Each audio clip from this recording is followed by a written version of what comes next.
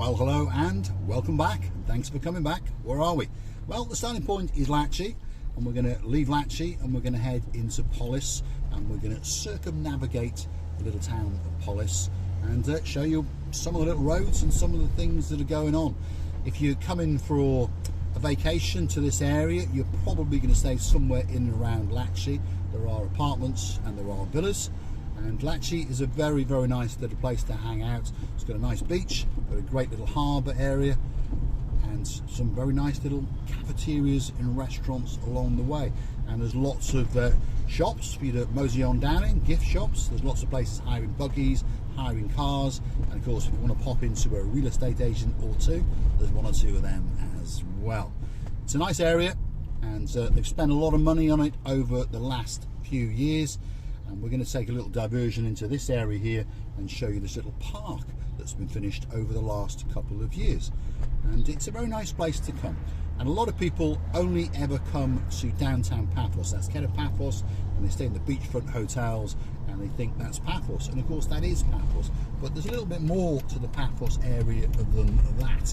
So perhaps rent a car, hire a car, steal a car, or perhaps even borrow a car and venture that a little bit further. Paphos area district is a small place. You know, you're not going to get lost as long as you've got Google Maps, or perhaps go and watch Mr. Paul driving around, and you get to see some places perhaps you've not been to. So here we are. This is the Latchi Harbour area. You can't go much further than where we're going now unless you've got a special pass. But as you can see, there's quite a few boats parked in there. And you can charter them, rent them, or you might even be lucky enough to own one. But if you do want to rent a boat, probably the best people to go and see are Latchi Water Sports. They've got a branch on the harbour, and they organise all sorts of little boat trips. You can go on a little boat on your own, or go on a balloon lagoon trip.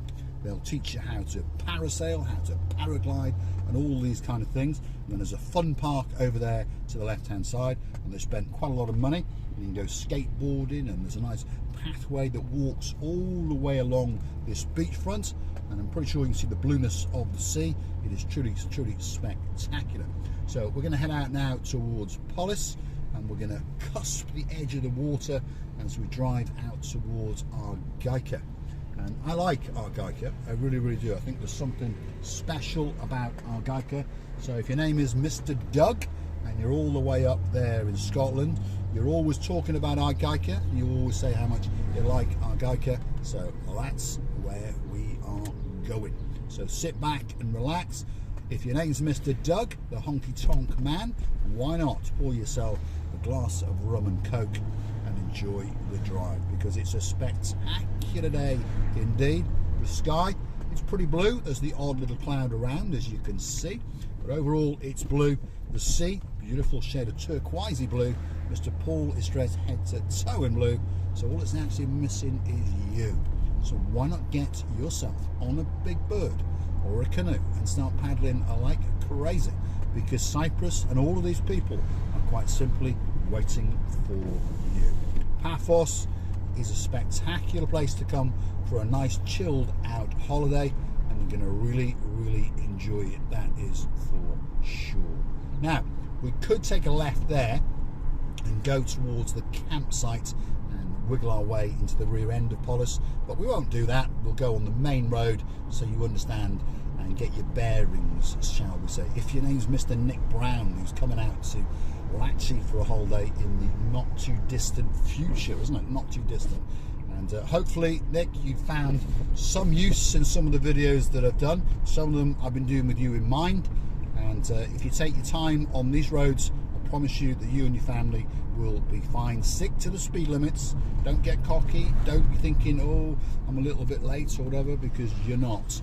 Just drive carefully and stick to 60 kilometers an hour all the way from Paphos all the way to Latchi, and you will be perfectly fine.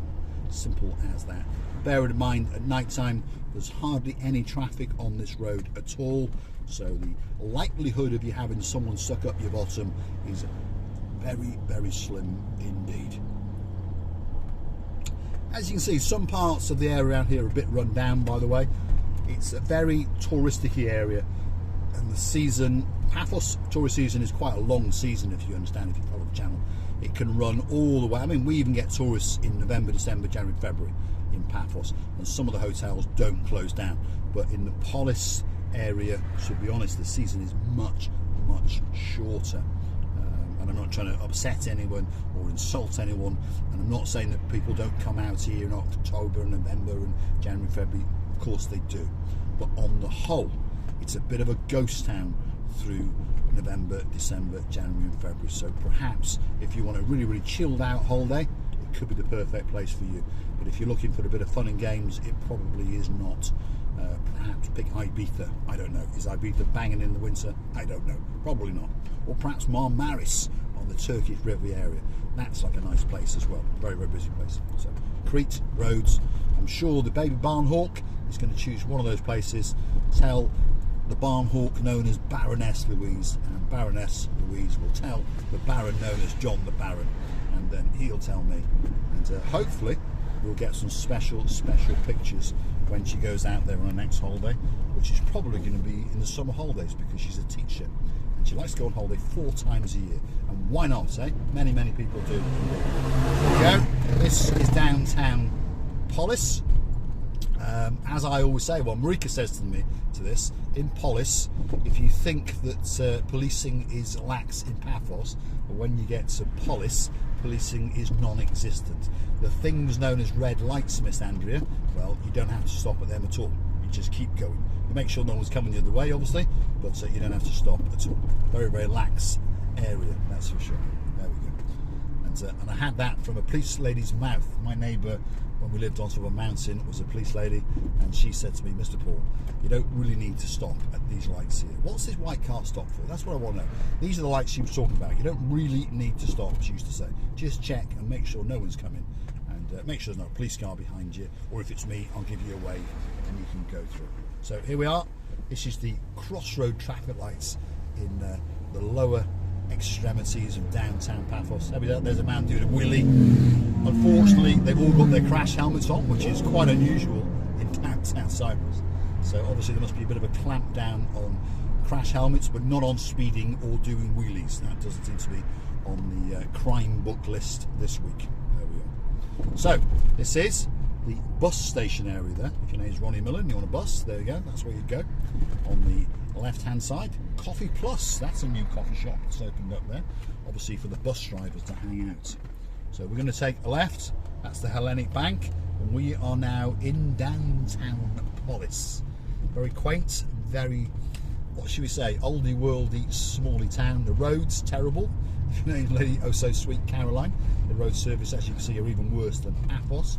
So get your bottom on a memory foam pillow, and just before you do, pour a tot or two for the man known as Lord Nigel Big Guns, and say a big hello to Mr. Barney the dog, and a big hello to the superstar known as Miss Ellie. So these are some of the streets in downtown Polis. As you can see, very sleepy indeed. Petrol station coming up. Let's go and check what the price of benzene is, because I think you understand by now how the channel is funded. You click through to a little thing called Buy Me a Coffee. Buy us a coffee or two, and we pop it in the tank. Benzene price €1.40, €1.50. There you go. To make it simple, they are. Man with no number plates. You can tell we're in Polis. There we go. Cafe Royal is on the left-hand side. This is the downtown roundabout in Polis. That's the Fresh Food and Sweets Bakery, where you can get a nice croissant. There's another petrol station. What's his price? Exactly the same. There we are. A bit of a mafia cartel going on, isn't it? There we are.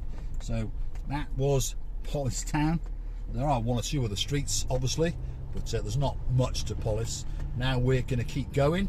Argaka, it says, is 6 kilometres, so that's probably going to take us 6 or 7 minutes, and you're going to get a great view, and obviously a very big goodbye from Mr. Paul. Want some pool cleaning stuff? They've got a villa.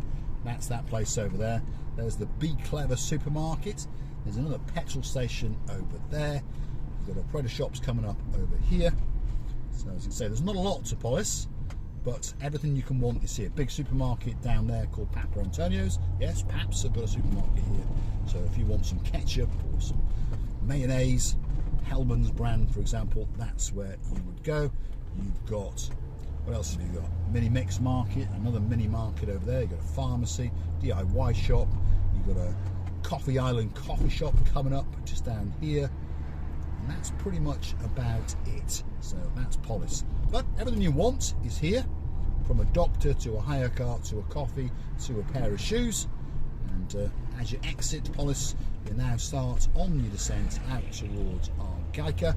And if you keep going for around about, I think it's 67 kilometers to be precise, you would come to the Cypriot Turkish border. Well, that's the southern Cypriot and the northern Cypriot border, to be more precise, and that is called Paphos. And quite lax at that border. You just tend to wave your hand and drive through, and coming back, wave your hand and drive through. I've been through quite a few times, and to be honest, never been stopped. Of course, you understand the day that you are doing something naughty is the day that you will be stopped, so don't do it. There we are. But perfectly safe to go over. You know, people have, oh, is it safe? Yeah, it's very safe. No problems whatsoever. Have been reported in many, many years. The two sides now are pretty good friends, and slowly but surely, without trying to again upset anybody, hopefully they can put all their differences to bed, and hopefully the south and the north can unify, and you know, Cyprus can become the great country that it is, and that it was, and that it will be. That's the best way to phrase it. We're not a political channel. We're not going to get into any of the politics. We understand some people have suffered and some people haven't, and we wish well to every person. Again, on these roads now, I warn you now, they're tempting roads, they're quite open roads, and you think you can speed, and of course you can, but if you do, I promise you, around the next bend, the boys in blue will be waiting for you, and they'll be tonking on a cigarette, on a frappe, very upset when they catch you, and they're going to zap your credit card there and then. So drive around at around about 60 kilometers an hour, and nobody will even bat an eyelid at you. On weekdays, there's normally a snack van parked up there, which beautifies it a bit.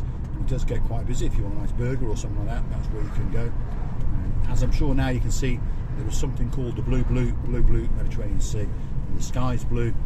Spectacular drive, a great place to come for a nice lazy day out. Perhaps if you keep going along here, there's a place called the Halfway Point. He does a great breakfast. He's an English Cypriot, and they set up there many years ago now, when they came back from the UK. There's a great breakfast. There's many restaurants on this road that will do you a great lunch, so you can have a nice lazy day, shall we say, and mosey on down and take in the sights of Argaka, Paphos and beyond, because it's a very nice place to visit. And as I say, you can't get lost, because you know, you stick to the main road. Well, it only goes to the border or it comes back. Very simple indeed. And there's always that thing called the blue Mediterranean Sea, either on your left or on your right, depending on which direction that you are going. And if you hug that coastline, like I say, you're not going to get lost, that's for sure. Quite busy with the traffic, to be honest. I know if your name's Dizzy Blonde, you don't think it is, but for downtown Latchi and Argaka area, that's quite a bunch of traffic, that is for sure. So that probably means that there's no speed traps today, because as tradition goes, it used to be in the UK, you used to get the life flashed out of you if there was a speed trap, and as you may have noticed, nobody is flashing. But still, don't rest on your laurels. Stick to 60 kilometers an hour and you will be fine. This area coming up now is known as Limini Bay. There's been talk for years of them building a spectacular resort. There it says Limini Bay Resort is taking shape here.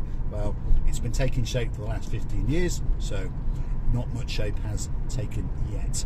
This is a nice little quaint harbour area, I think you'd call it. Lots of people come out here and go fishing, and there's a nice little pier that allows you to walk out. If you're hunting back through our videos in the early days, Limini Pier, we did a little video on there. It was a bit chopsy mopsy and there was waves crashing down on us, and we had a bit of fun and a great time. So here we go, we're now starting our descent into the village of Argaka, and we're going to kiss the coastline.